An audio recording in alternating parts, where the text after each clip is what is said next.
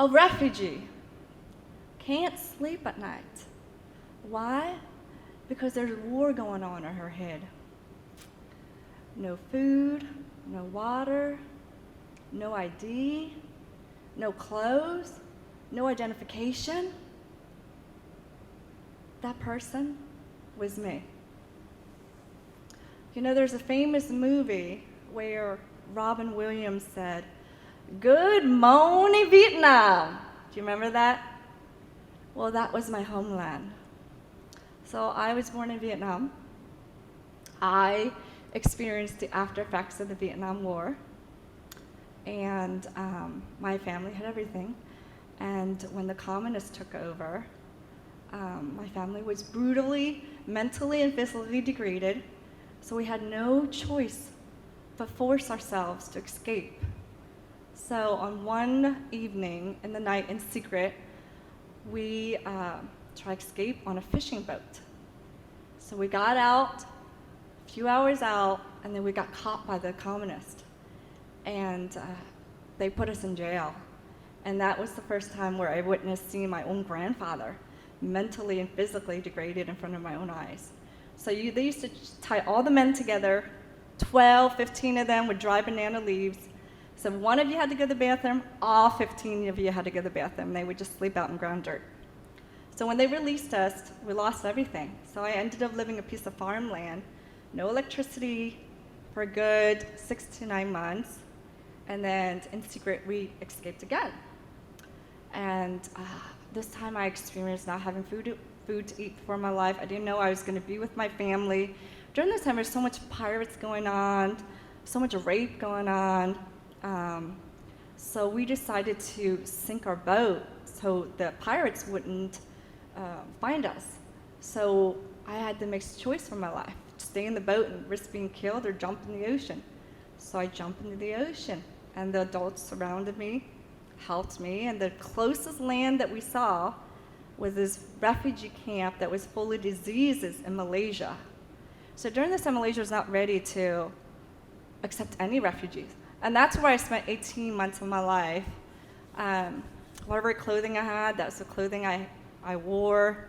I just saw so much suffering, basically in a nutshell, in this refugee camp. And refugee life sucked my childhood away.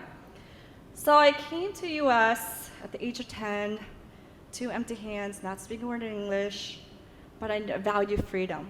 That was everything to me. And I was still with my family.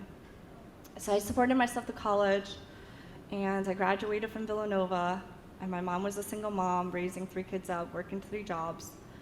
And then I went on to work for Jamie Dimon's organization. I was working at Deloitte, JP Morgan, and then my latest was at Amgen, the world's biggest biotech company. And when that ended, I said, you know what, my family, no one in my family has ever written a book, and I kind of just fell into this whole crypto blockchain. So I decided that I wanted to write this book. So just imagine for a moment right now, you guys, like, you know, we have pandemic going on, but that's just like a big war going on right now. Everything that you owned, everything that you know, you have to escape. You're going to a foreign country where you don't have anything, no identification, nothing. Not even speaking a word English. So this is what's happening at a lot of refugees camps right now, you know, with the people that are migrating there with no identification. There's where blockchain can really help with the identification part of it. So they use biometrics to scan your eye retinal, and that data is then tied to a blockchain, which then is linked into your healthcare data in case, like, if you have penicillin, like you're allergic to penicillin. You go to the grocery store and you don't even need a card or anything. They kind of just scan your eye. That's how you buy food, and that's kind of like your bank account and so on. And so that's one way how blockchain is being used right now, which I find to be really fascinating. But anytime this could happen to all of us, you know. And then imagine this, $150 billion industry a year. 70% are girls and women. There's 400,000 of them in the US. Do you know what industry this is? It's called the human slavery industry. And refugees and vulnerable people are a perfect target for it. You know why? Because you have no options. And you can't even complain. And you don't even know if you actually disappear or not. So when I reflect back on my refugee life at the camp, there was slavery going on right in front of my own eyes.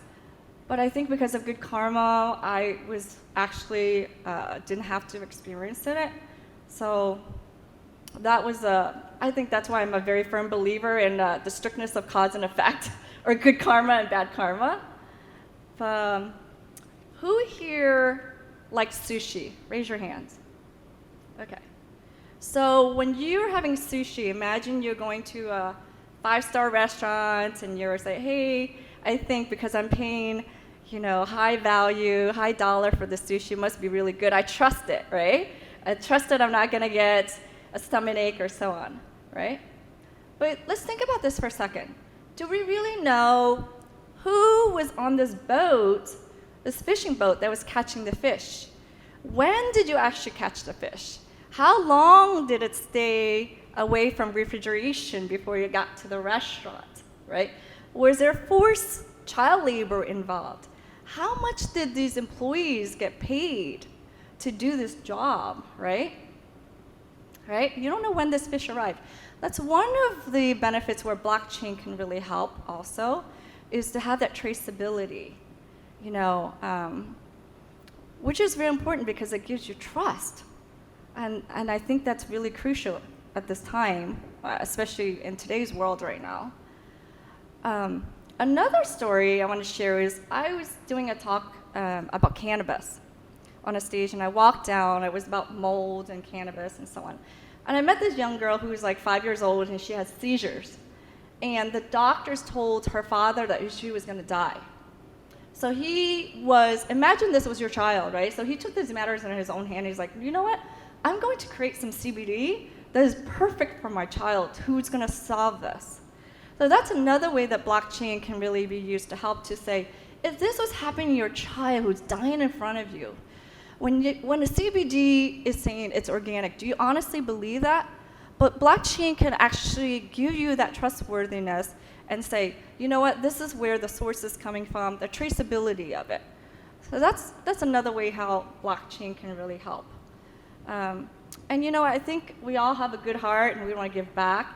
Charity is actually a big proponent of this, because think about all these big charities, but by the time you give them money, there's good charities and there's charities kind of like a little bit shady sometimes if you're not really careful, right?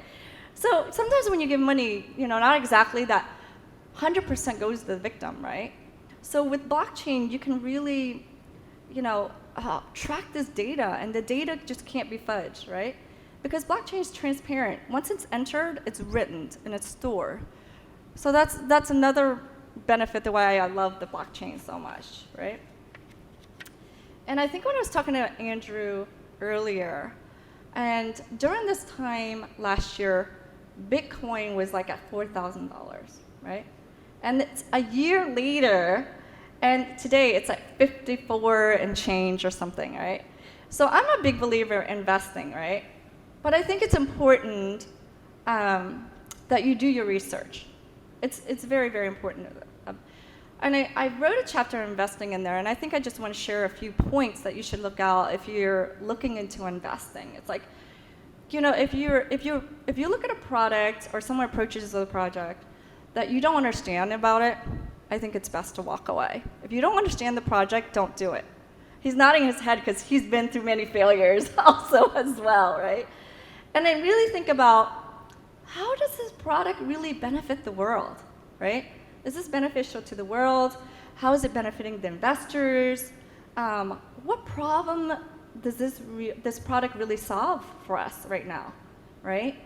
And does that problem really currently exist in the world, right? Another aspect to look is like, do they have a credible team, right? And look into, hey, when I'm investing in this project, how much of this money is being used for their team? If it's more than 40%, that's something that you should really be careful about. I've seen projects where people are investing in and they go out and buy a Lamborghini. And so if it's invested more than 40% in their team, you should really look out for that, right? And what do other investors think about this project, right? And I also, one main point that I always look is, well, are there institutional investors involved in this project? Because if they're involved, that's a good sign because they normally have a big team that does the due diligence, and not just create any coin because I want to create that coin, right? And does this project really help people? That's the key thing. So I say invest, but like he was saying earlier, do your research. That's a very crucial point. And how does it really, does it really harm people or the environment as well? So now, let's talk about money, investments, and karma. I think that we all want to benefit from investments. No doubt about it. This is why we invest, right? But truly, is profit the only entire goal for this project you have to look at? And does it harm, like I said, previous mention, will it harm the environment, will it harm the people? I can tell you a story about 3 years ago. I went back to Vietnam to visit my country. And if you guys remember during this time when the whole Vietnam War was going on, and Monsanto said, let's just say you're an investor, right, in the biotech world, and you're like, hey, Monsanto's giving such great ROI. You think, oh, wow, this is great. So Monsanto put out that, oh, you know what, when you use this Agent Orange, it will make all the leaves from the tree falls so that the Americans could actually see the enemy. And it really doesn't harm humanity at all. Well, guess what? I visit this hospital, right, where there was deformed children, where children were grown with big heads. You know what it's from? It's from the after effects of the Agent Orange that was in Monsanto. It's 5 generations later. If you got it, 5 generations later, and your family has this deformity.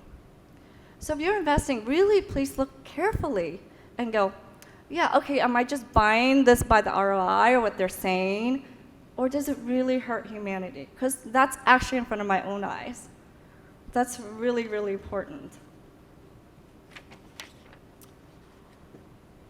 Beyond blockchain and the human heart, I think that blockchain is fascinating, and it's the way of the future. However, technology is only as good as the intention of humanity. Because there's a lot of scammers out there, and there's good technology, and there's bad technology, right? And so I also come from 3 generations of acupuncture, so we really believe in getting the root of the problem. It's like if you have a headache, you just take Tylenol or Advil, and you think, okay, my problem's away. But no, it's only patching it for the time. So I think it's important to really go to the root of the problem. So I think that I think everyone has a good intention with a human heart. So as you're creating products or you're dealing with business, just come from a really good place that, hey, I'm here to help people. And if I cheat people, people will cheat me. So I think if we can do that as a whole, as humanity, we could be living in such a better world and a peaceful world. When I previously wrote this book, I asked Andrew to proofread it for the technical perspective and say, hey, just check it out for me. The technical perspective, is it good or bad, or just make the changes. And then Andrew said, hey, do you mind if I actually forwarded this to my mom to proofread it? And I said, absolutely. And his mom doesn't know anything about technology. But after she read this book, she said, Andrew, this book needs to go out to the entire world. And you have to kind of wonder, why is she saying that, right? So I decided that with this book, the profits that I make from this book at this time being, I'm dedicating all my profits to go help refugees, 70 million of them, and children are impacted from human slavery. Because I came from that side of the world, and I am so appreciative that I'm on this side of the world. So I don't ever forget that, or show maybe people that was not dealt with the best hands of cards in life that anything is really possible, right? So again, I'm Laura Larma. Let's balance your karma, and let's impact 1 billion lives as the terms of billionaire of great impact and for great society. And let's do this with Run with the Unicorn. All right? Thank you.